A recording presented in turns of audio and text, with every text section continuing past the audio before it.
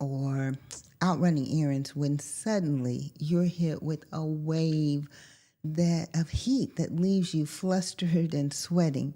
Or maybe you found yourself wide awake at 3 a.m. wondering why sleep seems so elusive. If you've ever experienced these symptoms, you're not alone, and this show is for you. Welcome to another episode of Aging with Grace and Style. I'm your host, Valerie Hatcher, and today we're diving into the hormonal roller coaster that is menopause and how we can navigate this journey together. So grab your favorite beverage, I've got mine, and sit back and let's get started. The other day, I went to my doctor for my hormone replacement visit. And as he was asking his usual list of questions about symptoms, I thought, you know what? This might make a good podcast topic. I would imagine that you're probably in one of the stages of menopause right now. Menopause is a topic that affects millions of women worldwide, but it isn't really talked about openly. Now, if you're picturing a woman fanning herself and complaining about hot flashes, that's only a piece of the puzzle. Menopause is so much more than that. It impacts our lives in ways that we might not even realize. Whether you're in perimenopause, menopause, postmenopause, or experiencing surgical menopause, this episode is for you. Menopause is a transition, and understanding its phases can help us navigate this journey with grace and confidence. Now, did you know that in the U.S. alone, over 1.3 million women enter menopause each year? That's a whole lot of us navigating this transition. In this episode, we're going to break down the different phases of menopause. We're going to dive into the wide range of symptoms that you might experience and explore the many treatment options that are available. And because knowledge is power, we'll also share tips for thriving during this time. But before we dive into the nitty-gritty, let's get our terminology straight. There are actually a few different stages to this whole menopause thing. So let's start by breaking it down, the phases. Think of it as a journey with distinct stages, each bringing its own set of experiences.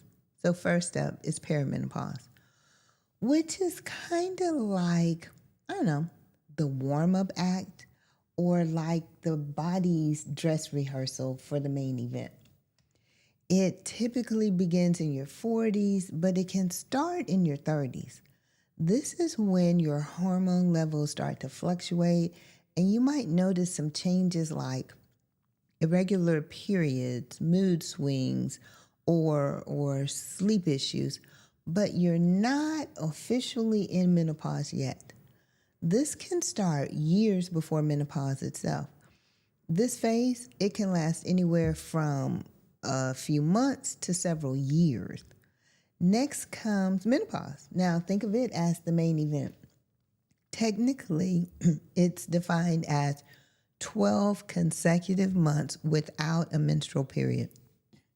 It's usually diagnosed by your doctor, kind of based on your symptoms and your hormone levels. The average age for this milestone is 51, but it can happen earlier or later.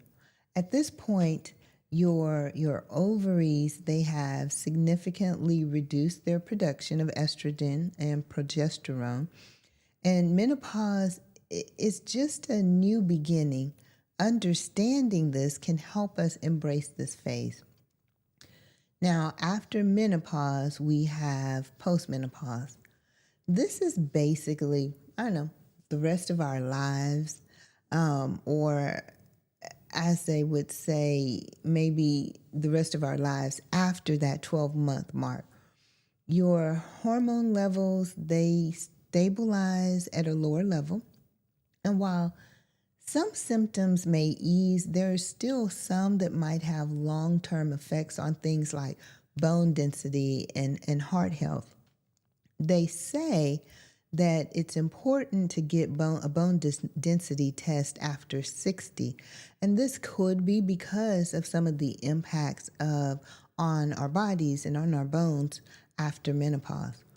Now, while these changes can definitely be challenging, there are positive aspects to embrace.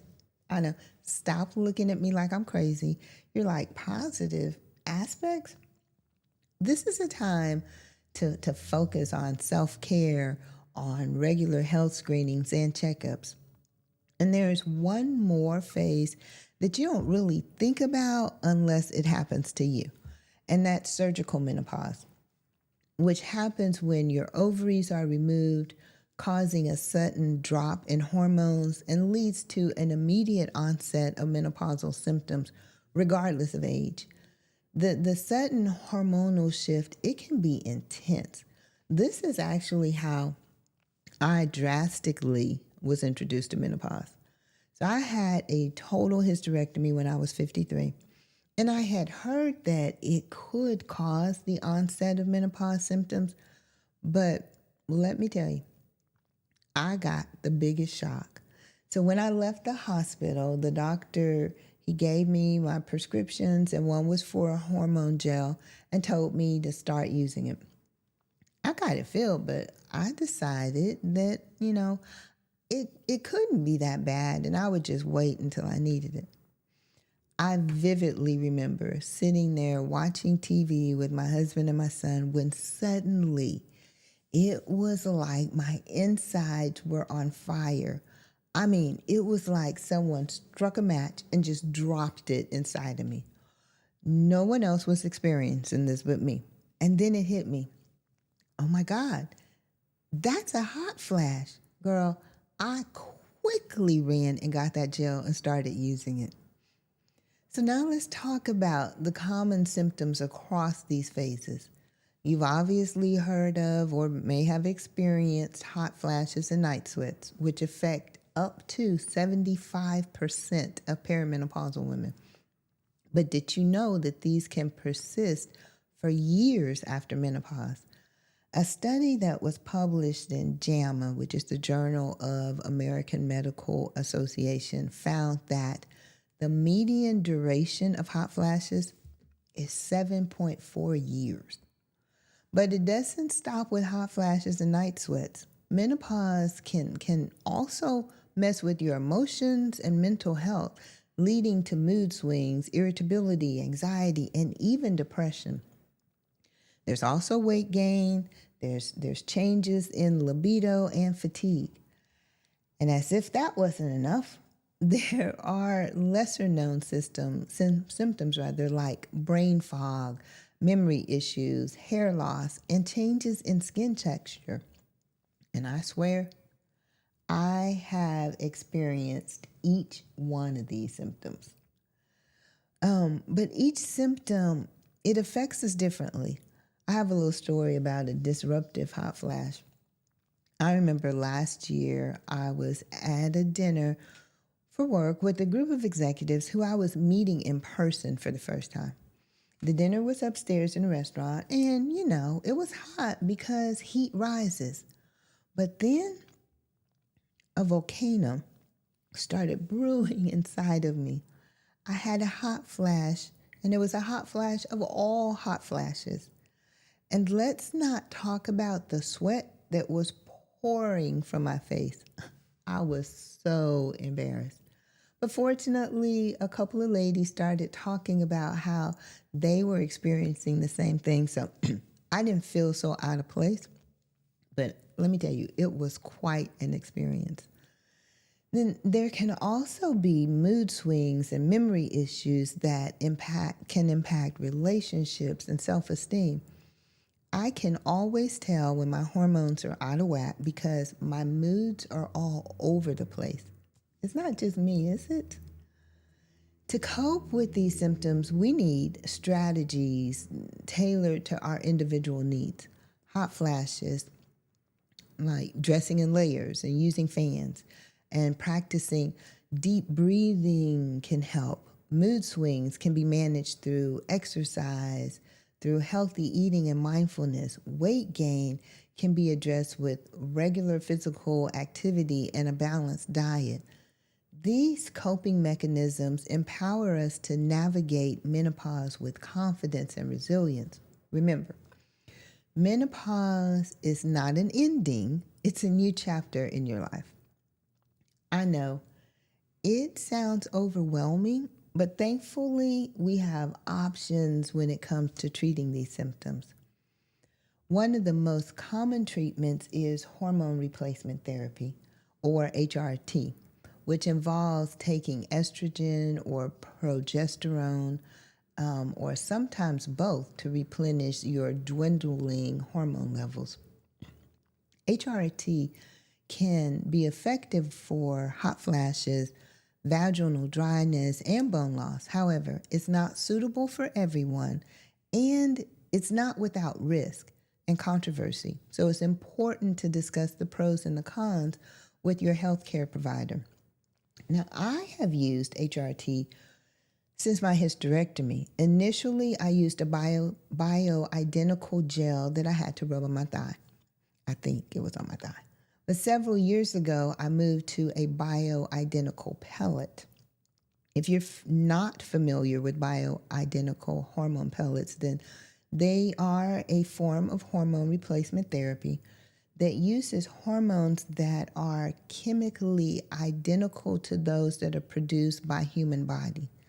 These pellets are typically made from plant sources such as yams or soy, and are designed to mimic the body's natural hormones more closely than synthetic hormones. They are about the size of a grain of rice, and they are implanted under the skin.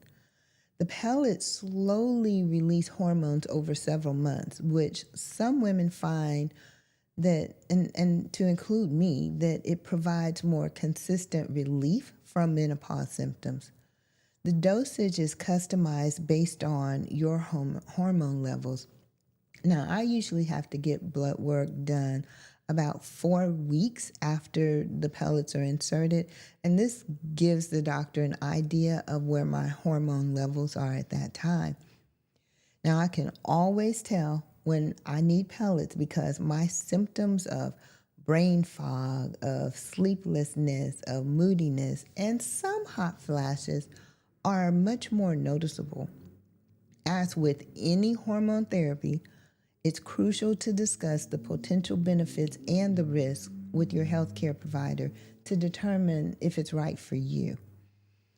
Now, if hormones aren't your thing because either you can't or you just choose not to take them, then there are non-hormonal medications that can help with symptoms like mood swings, sleep, and reduced hot flashes.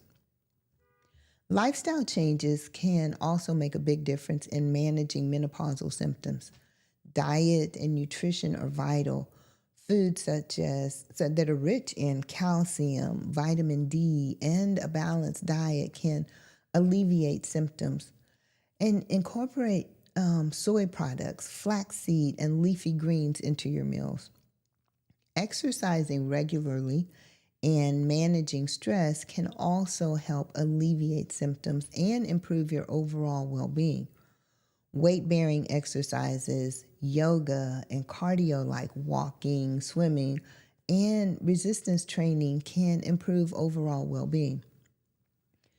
Stress management techniques such as meditation, mindfulness, and deep breathing exercises can also help manage symptoms. Creating a self-care routine is essential. Set aside time for activities that bring joy and relaxation. Some women actually find relief through alternative therapies like acupuncture or herbal remedies. The evidence for some of these is mixed, Remember, as I've stated previously, you should consult with your healthcare provider before starting any new treatment to ensure safety and effectiveness. Now, if you're looking for more information, I recommend a couple of resources as starting points. One is it's a book called The Wisdom of Menopause by Dr. Christine Northrup. And the other is Menopause Confidential by Dr. Tara Allman. I'll put those in the description. But these resources, they can provide comprehensive information and support. So to recap, we've covered the phases of menopause, common symptoms, treatment, and resources. Remember that menopause is a natural life stage. It's not a disease. It's a transition that can bring challenges, but it can also bring opportunities for growth and for self-discovery. Every woman's journey is unique, so it's important to work with your healthcare provider to find the best approach for you. Thanks for joining me on this exploration of hormones and menopause. Remember, knowledge is power, and understanding your body can help you navigate this transition with confidence. Now, before we go, if you haven't already, like and subscribe to this episode and to our future episodes so that you don't miss out on any. I would love for you to be a part of our community. Until next time, take care of yourself and let's keep the conversation going.